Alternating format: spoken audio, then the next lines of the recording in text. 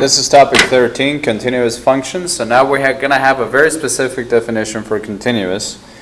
Now it says a function of f of x is continuous at c being a constant, if all the following conditions exist. First of all, f of c has to exist. The limit as x approaches c of f of x exists. And finally, the limit as x approaches c of f of x has to be f of c. Alright, so this is actually very simple to understand if you can picture it. Alright, so instead of telling you something that's continuous, which would just be any line without a break, as you remember, or jumps, we're going to talk about reasons for being discontinuous. For example, in the first one, if f of c is not defined, meaning if there's just a hole in the graph, well, in that case, then it's not continuous. Alright, on this one right here, you can tell there's a break, it's not continuous, but the way you would talk about this in calculus, we would say that f of c is defined, but the limit as x approaches c does not exist, meaning the limit as you come from the left and from the right, well, you're approaching two different y values. So therefore, because of that, the limit does not exist, and that implies that it's also not continuous. And finally, if f of c is defined, notice that f of c is this point right here, and the limit exists, notice again as you approach from the left and from the right, you're getting closer and closer to this value, this y value, sorry, that's not defined here. But however, the limit, which is here, is not the same thing as the value of that point, and therefore that's not continuous. Okay, so again, I think the picture makes it a lot easier, but the words can sometimes make it hard to understand. Again, as the limit, as you're coming closer and closer to the limit, this limit is not the same thing as this f of c. Okay? So let's go ahead and take a look at the back of this.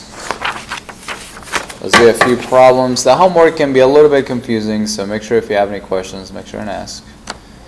Alright, so for example, on this one it says find the values of x of which f is not continuous. Now this is going to be a little bit easier because we do have a rational function. Okay, so if I factor the denominator, I would have x plus 3, x minus 3. Alright, so the x minus 3 are going to cancel. I end up with 1 over x plus 3. Alright, now if you remember from your pre-cal, if you cancel these two graphs are going to look exactly the same, except for now you're going to have a hole at x is equal to 3. So there's a hole at x is equal to 3. Okay? Now remember, I'm picking that one because what I cancel here, if I were to plug in a 3 and a 3 here, that would give you that hole. Okay? And there's also, now this right here is going to have a vertical asymptote at x is equal to negative 3. Right? Again, I'm picking the numbers that give me a 0 in the denominator. Okay, so another way to say this, for example, in calculus land, would be to say that f of 3 does not exist. And that's true because there's a hole there. Alright, continue on to this one. We can say that the limit as x approaches 3 of f of x, as x approaches 3, I can just plug that in here just to get a little more practice, right? So that would be 1 over 6. 3 plus 3 is 6. Alright, so therefore it's discontinuous. So that's kind of how you prove that something is discontinuous.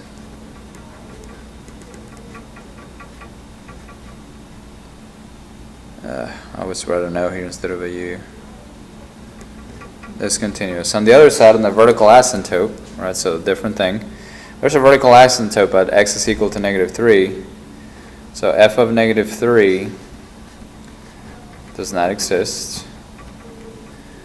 The limit as x approaches negative 3. I believe that if you look at this on your calculator, of f of x also does not exist. I'm pretty sure that one of them goes to positive infinity, the other one's to negative infinity.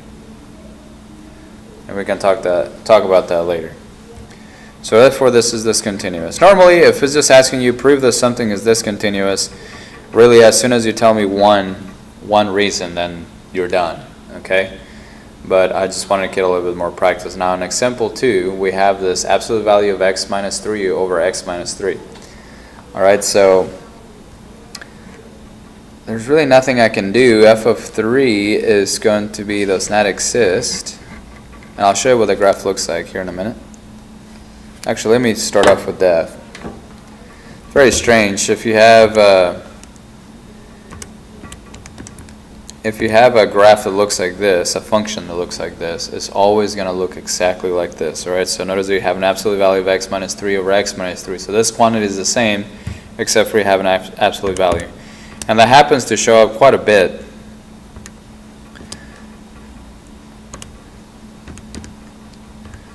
So I have x minus 3 here. So this is what that looks like. Okay, so just to draw that over here for you, you have a 1 here, and you got a negative 1 here. Okay, and then you have, let's say the 3 is over here. You basically have a line that comes through here.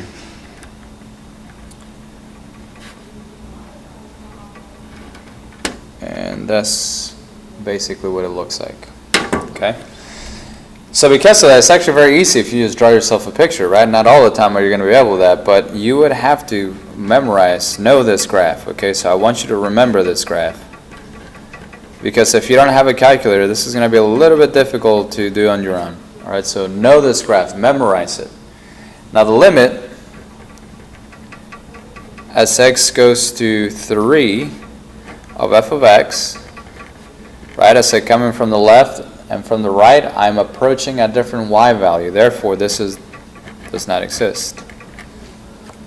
Okay? Now, on example 3, we have a piecewise defined function here. And you can graph it if you want to. You don't have to, but on this one I'm going to graph it just to give you a better idea what we're looking for. Alright, I want to be a little bit as precise as I possibly can. So we have, let's see, 1, 2, 3, 4. 1, 2, 3, 4. Alright, so notice that the first one is negative 2x, alright, if x is less than 2. So, let's see. We have a y-intercept of that right there, of 0. I'm going down 2 over 1, down 2 over 1. Alright, so that's equal to, notice that that's equal to, so I am going to have a filled in dot, and I'm going to keep it going that way. But that's all I'm going to graph because x is less than or equal to 2. Now on the other one, okay, I actually took the liberty of plugging in a 2 here, and when you plug in a 2, you got 2 squared minus 8 plus 1, and that's going to give you 3, alright, so 3, so if x is 2, sorry, negative 3, let's make sure here, this is 4 minus 8, it's negative 4 plus 1, okay, that's negative 3, yeah. So this right here, you're actually going to have some kind of parabola, open dot, and I'm unsure exactly where it's going to cross, but really all I care about is it looks like that. Alright, for all practical purposes, that's what I have.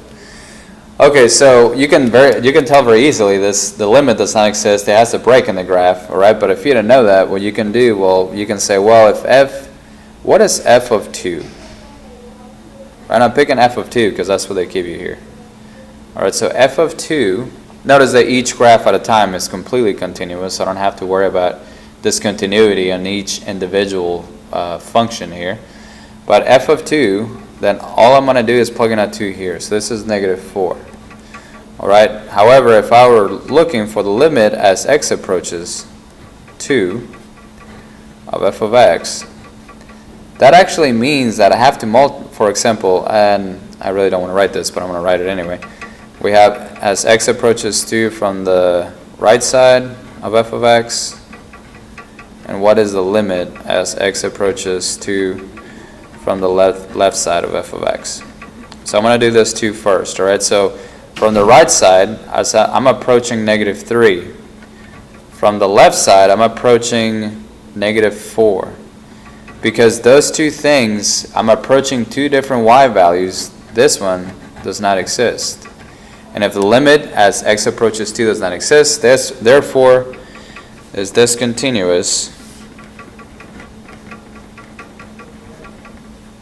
at x is equal to 2. Okay? Alright, finally on example 4, I'm not going to graph this. However, I'm going to do the same thing that I did here. If I have f of 2, notice that this one's equal to 2, so I'm going to plug in a 2 here. 2 minus 2 is 0, the square root is 0, 0, so f of 2 is 0. Alright, the limit as x approaches 2 of f of x. Right, now on this one right here, if I come from the left, which is x is less than 2, that's left side, this is be 0. If I approach from the right, this is 0. So the limit from the left and from the right are 0. So therefore, so again, to figure out the limit, plug in this 2 into here and here. And if it gives you the same y value, which in this case is 0, then you have a limit at 2. Now because this one and this one are equal, alright, f of 2 is equal to the limit as x approaches 2 of f of x. Because of that, therefore, this is continuous.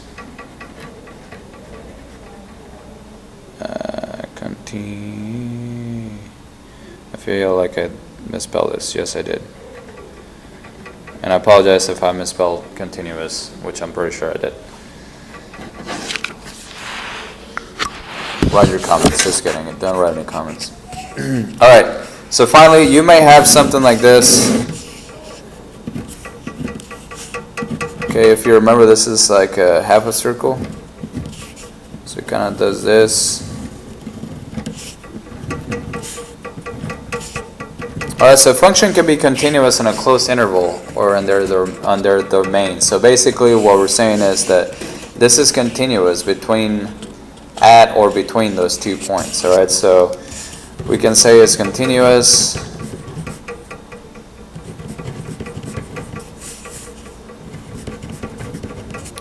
over interval -2 and 2.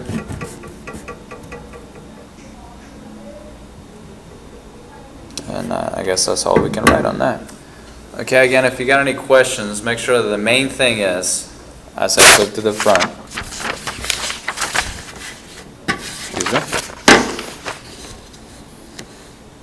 if f of c exists and the limit exists, and if those two, the limit and that point, have the same y value, therefore they're continuous. Alright, so that's the main lesson here. If you got any questions, make sure and ask. The homework can be confusing on this one, so if you don't know what to do, make sure and ask.